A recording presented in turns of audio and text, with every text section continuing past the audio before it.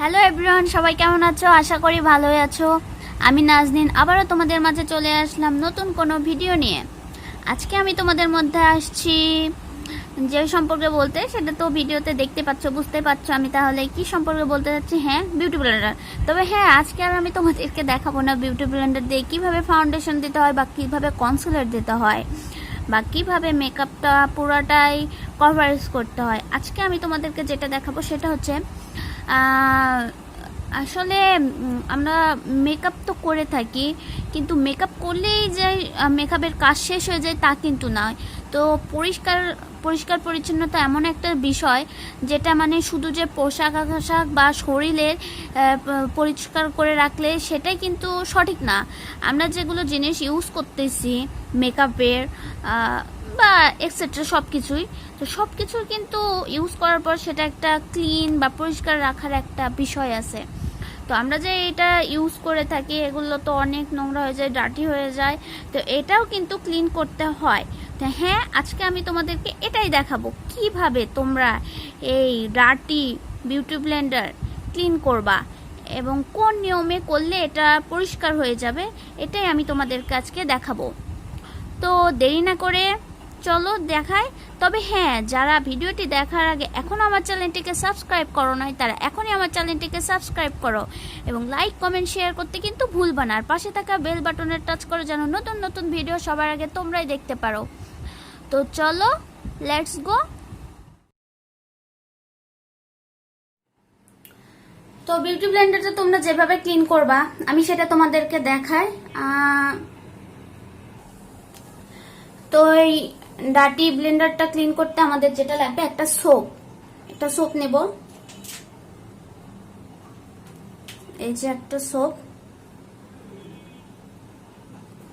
তো তারপরে যেটা করতে হবে, সোপটাতে তোমাদের এভাবে ভরে নিতে হবে, যেখানে যেখানে নোংরা এরকম করবা।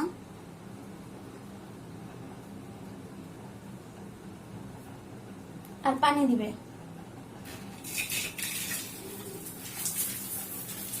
দেখাচ্ছি। এসে এরকম ভাবে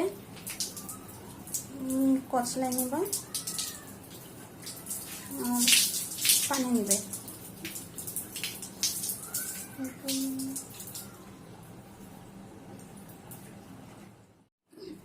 তারপর আবার এইভাবে নিতে থাকবা, দেখো ক্লিন হয়ে আসবে। কয়েক মিনিট এরকম ভাবে করতে থাকলে ক্লিন হয়ে যাবে। এরকম ভাবে করতে থাকবা।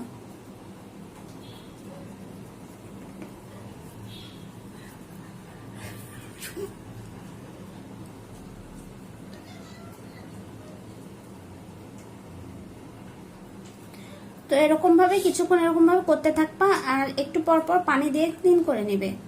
একটু পর পর আবার এরকম করবা, আবার ক্লিন করে নেবে। আমি যেরকমটা করতেছি সেরকম।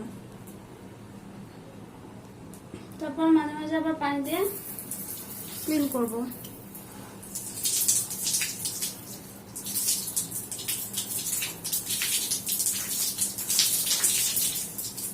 ফেনাটা পুরাটা বের করে নেব।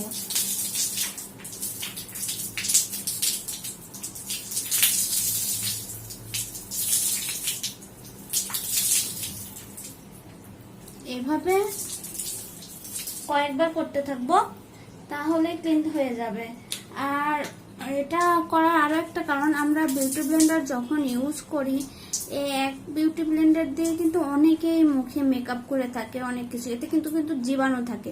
তো মাঝে মাঝে কিন্তু এইভাবে ক্লিন করা আমাদের প্রয়োজন, আমাদের নিজেদের ত্বকের সেফটির জন্য। তো এইভাবেই ক্লিন করবা। তো দেখো, তোমরাই দেখো কতটা নোংরা ছিল, এখন কতটা পরিষ্কার হয়ে গেছে। তো এইভাবেই ক্লিন করবা, কেমন? তো এই ছিল আজকের ভিডিও। তোমাদের যদি ভালো লেগে থাকে, তো আর কোনো যদি উপকার হয়ে থাকে, তো অবশ্যই আমার ভিডিওটিতে লাইক কমেন্ট শেয়ার করতে ভুলবা না। আর অবশ্যই আমার চ্যানেলটিকে সাবস্ক্রাইব করবা। তো এরকম যদি আরও ভিডিও পেতে চাও বা নতুন নতুন টিপস পেতে চাও, তো আমাকে কমেন্ট করে জানাবে। আজকের মতো এখানেই বিদায়। আল্লাহ হাফেজ। Tata, bye bye.